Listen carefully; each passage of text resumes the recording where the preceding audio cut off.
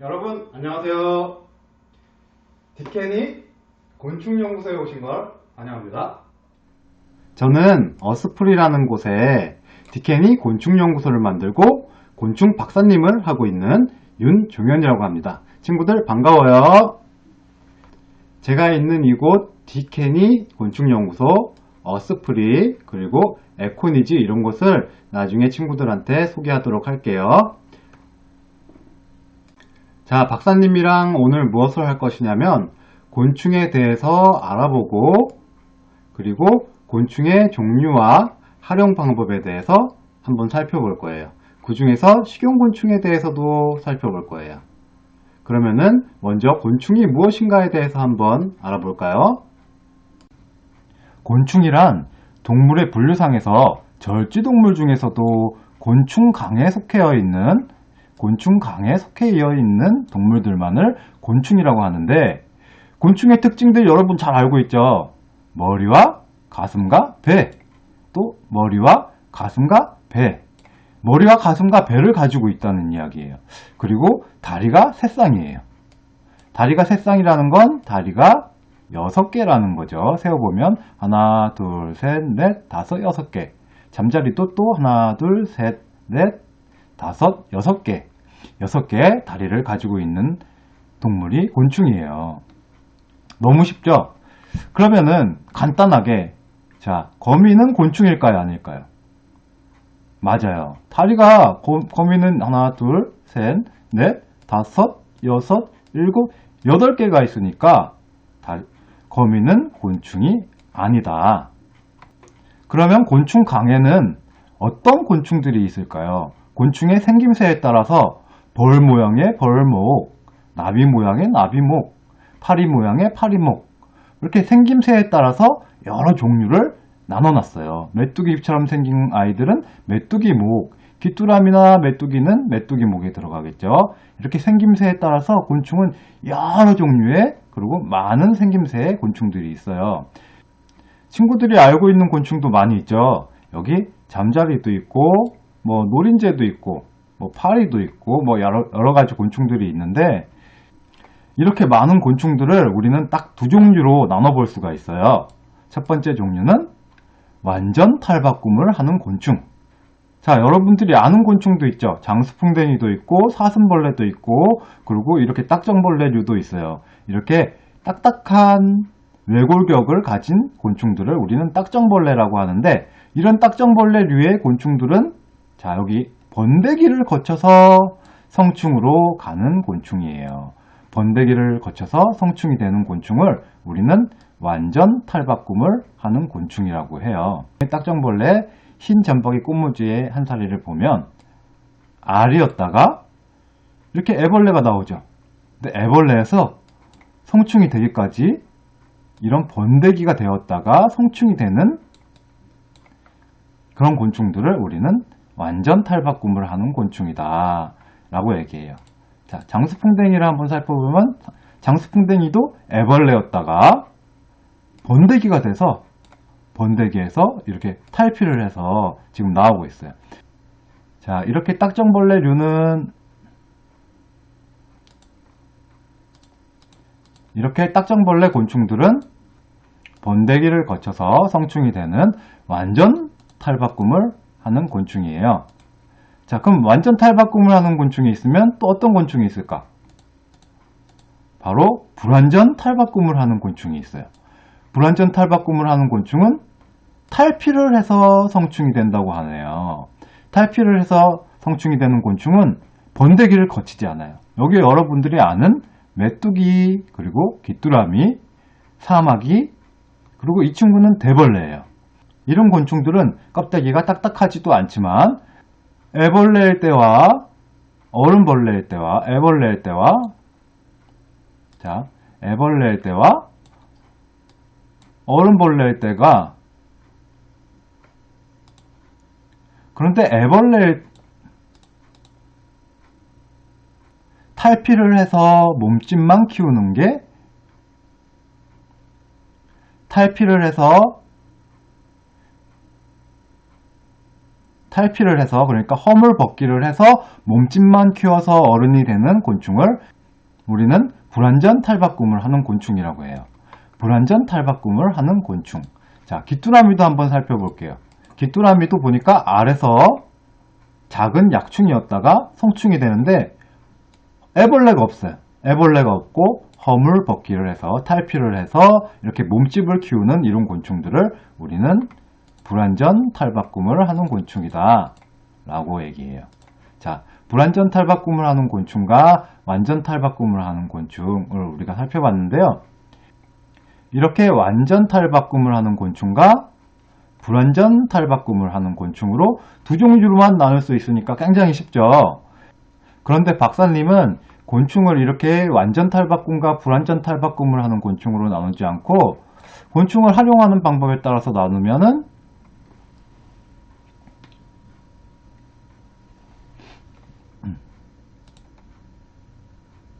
곤충을 활용하는 방법에 따라서 한번 나눠볼게요. 우리 생활에서 곤충을 어떻게 사용할 수 있는지에 대해서 한번 살펴볼게요. 여기 보니까 애완학습곤충이 있고 화분매개곤충이 있고 천적곤충이 있고 지역행사곤충도 있고 사료용, 의약용 곤충도 있고 식용곤충도 있네요. 여러가지 곤충이 있는데 한번 사진으로 살펴볼게요. 자, 우리가 장수풍뎅이나 사슴벌레를 집에서 많이 키우죠. 애완용으로도 키우고 자연체험 그리고 학습용으로도 키우고 이런 집에서 키울 수 있는 친구들을 우리는 애완학습용 곤충이라고 그래요. 이 곤충은 뭐죠? 꿀벌이죠. 근데 꿀벌은 우리는 화분매개용 곤충이라고 해요. 화분매개용 곤충이 무엇이냐면 곤충의 다리에 이렇게 화분을 꽃에서 나오는 화분을 묻혀가지고 이 꽃에서 저 꽃으로 다니면서 열매가 맺힐 수 있도록 도와주는 곤충들을 우리는 화분매개용 곤충이라고 해요. 자, 화분매개용 곤충도 있었고 또 어떤 곤충이 있을까요? 이번에 만나볼 친구는 무당벌레예요. 무당벌레고 이 친구들은 진딧물이네요. 진딧물을 잡아먹는 이 무당벌레를 우리는 천적곤충이라고 해요. 천적곤충이 무엇이냐면 진딧물이 예를 들어서 딸기밭에서 우리가 딸기를 키우고 있는데 진딧물들이 딸기를 막 이렇게 갉아먹어요. 나뭇잎을 다 이렇게 막 갉아먹고 있으면은 딸기들이 잘 자라지 않겠죠. 그러면은 우리는 맛있는 딸기를 얻을 수가 없어요. 그래서 무당벌레를 딸기밭에 푸는 거예요. 그럼 이 무당벌레가 진딧물말을 이렇게 잡아먹는 거죠. 그러면은 맛있는 딸기가 열릴 수가 있겠죠. 이렇게 쉽게 이야기하면 농작물에 해를 끼치는 곤충들을 잡아먹는 곤충, 그런 곤충들을 우리는 천적곤충이라고 해요. 그리고 나비 날리기 행사 같은 거 친구들 해봤나요? 축제 같은 데 가면 나비를 이렇게 통 같은 데 담아가지고 날려주는 그런 행사 같은 것도 많이 하고 축제도 있어요. 이렇게 축제나 지역 행사용으로 쓰는 친구들을 행사용 곤충, 축제용 곤충이라고도 해요. 자, 그리고 이렇게 애완동물, 그리고 파충류, 새, 그런 동물들의 먹이가 되는 곤충을 사료용 곤충이라고도 하죠. 그리고 마지막으로 뭐가 남았을까요? 자, 마지막으로 식용곤충이 남았네요. 식용곤충이 남았는데 식용곤충은 오리배 메뚜기, 갈색 거저리, 쌍별귀뚜라미 등 먹을 수 있는 곤충을 식용곤충이라고 해요. 근데 먹을 수 있는 곤충은 우리나라에 어떤 곤충들이 있는지 한번 살펴볼게요. 자, 이 친구들이 먹을 수 있는 식용곤충이에요. 굉장히 그림이 작아서 잘 안 보이는데 메뚜기도 있고 누에도 있고 갈색 거저리 유충도 있고 쌍별귀뚜라미도 있고 장수풍뎅이 유충도 있고 지금 아직까지는 식용으로 사용을 할 수 없지만 한시적인 원료로 사용할 수 있는 아메리카 왕거절이나 숯벌 번데기도 있어요. 그런데 우리에게 익숙한 식용곤충도 있을 거예요. 식용곤충들을 그럼 하나하나 한번 살펴볼게요. 식용곤충 중에서 우리에게 가장 익숙한 곤충이 뭘까요? 맞아요. 번데기예요. 축제나 유원지, 놀이동산 같은 데 가면 예전에는 번데기를 굉장히 많이 팔았죠. 번데기는 무회의 번데기였어요. 먹어본 친구도 있을 거예요. 아마 우리나라에서는 번데기를 꽤 많이 먹는 편이에요.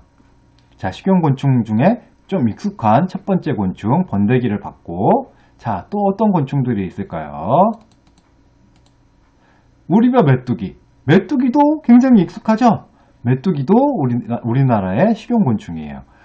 지금은 잘 메뚜기를 쉽게 볼 수 없지만 박사님 어렸을 때만 해도 메뚜기가 굉장히 많았고 여러분의 부모님이나 할머니, 할아버지들도 메뚜기를 잡아서 먹어본 경험이 있을 거예요. 메뚜기도 굉장히 익숙한 우리나라의 식용곤충이에요. 자, 그리고 다음으로는 쌍별 귀뚜라미. 쌍별 귀뚜라미는 우리나라 곤충은 아니에요. 그렇지만 식용곤충 중에 가장 대표적인 곤충이라고 할 수 있어요. 그리고 고소의 미럼이라고도 부르는 갈색 거저리 유충도 식용곤충이죠. 그리고 그 외에 굼벵이도 있고 장수풍뎅이. 장수풍뎅이도 식용곤충인지 몰랐죠. 그런데 장수풍뎅이를 먹으면 안 돼요. 장수풍뎅이가 식용곤충이 아니고 장수풍뎅이의 애벌레도 식용곤충이었어요. 식용곤충에 이렇게 많은 종류의 곤충들이 있는지 몰랐죠. 자, 이런 많은 곤충들은 식약처라는 식품의약품안전처에서 안전하게 사람이 먹어도 되는 영양가 많은 곤충들만 선별하여 정해놓은 곤충들이에요. 그 중에서도 우리가 식용곤충 중에 가장 많이 보게 될 갈색 거저리 유충, 미럼과 쌍별 귀뚜라미, 이 두 종류를 오늘 살펴보도록 할 거예요. 우선 미럼을 먼저 살펴볼게요. 미럼은 갈색 거저리의 유충 상태를 미럼이라고 하는데 고소한 맛이 많이 나기 때문에 고소해라고도 해요. 우선 갈색 거저리를 한번 살펴볼게요. 갈색 거저리는 이렇게 알에서 태어나서 유충이었다가 점점 이렇게 탈피를 해서 몸짓을 키우는 거예요. 몸짓을 키웠다가 번데기가 되네요. 번데기가 되기 때문에 완전 탈바꿈, 완전 변태를 하는 곤충이에요. 근데 이 유충 상태, 몸짓을 키운 유충 상태일 때 우리가 식용으로 사용을 하고 아까 봤듯이 영양 성분이 굉장히 많아요. 굉장히 많기 때문에 예전부터 한약으로도 사용을 했고 그리고 한약이 아니어도 병원에서도 이렇게 한자식으로 이 미럼을 많이 사용을 해요. 연세대 강남 세브란스 병원에서도 환자한테 이 미럼을 줬는데 미럼을 간식으로 주다 보니까 굉장히 환자의 몸이 건강해졌다. 그런 연구 결과가 있어요. 그리고 면역력도 향상되고 그리고 영양 상태도 굉장히 좋아졌다라는 이야기가 있어요. 박사님이 먹어봤을 때는 새우 같은 맛도 나고 바삭바삭 과자 같아가지고 새우깡 같은 느낌이 났어요. 근데 이 미럼은 되게 신기한 게 무엇이냐면 자, 미럼은 이렇게 플라스틱까지도 분해를 할 수 있는 능력을 가지고 있대요. 그래가지고 플라스틱을 분해하는 능력으로 쓰레기 문제를 해결하는 그런 연구를 하는 사람도 있어요. 사실 이 플라스틱을 분해하는 것을 어떤 미럼을 좋아하는 학생이 미럼을 키우다가 발견을 했어요. 그래서 곤충을 이용해서 미럼을 이용해서 쓰레기를 분해하는 플라스틱을 분해하는 회사를 차린 사람도 있어요. 박사님은 식용적으로만 연구하다 보니까 이런 생각을 못했던 것 같아요. 그렇지만 자유로운 사고를 하는 친구들이라면 생각의 가능성이 크기 때문에 곤충으로 또 다른 것을 발견할 수도 있을 것 같아요. 자, 그러면은 미럼은 여기까지 보고 다음으로는 쌍별 귀뚜라미를 살펴보도록 할게요. 자, 쌍별 귀뚜라미는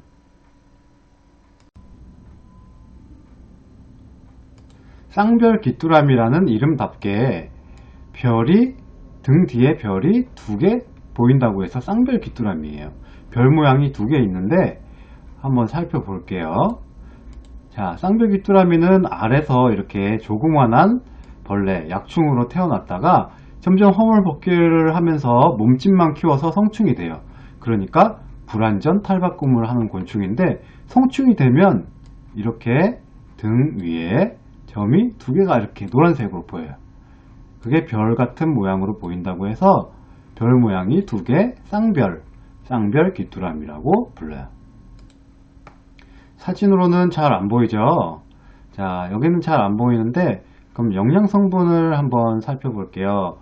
와, 단백질이 67.72%, 굉장히 많은 단백질을 가지고 있네요. 한마디로 밀원보다도 더 영양이 많아 보이네요. 그리고 간보호도 하고 알코올 해독을 해서 건강관리에 도움을 준다고도 하네요. 쌍별 귀뚜라미 또한 미럼처럼 굉장히 영양이 많고, 그리고 간 보호를 해줘서 비알코올성 지방간도 개선해주고, 이렇게 당뇨병 개선에 또 효능을 주고, 한마디로 건강에 굉장히 좋은 곤충이라는 거예요.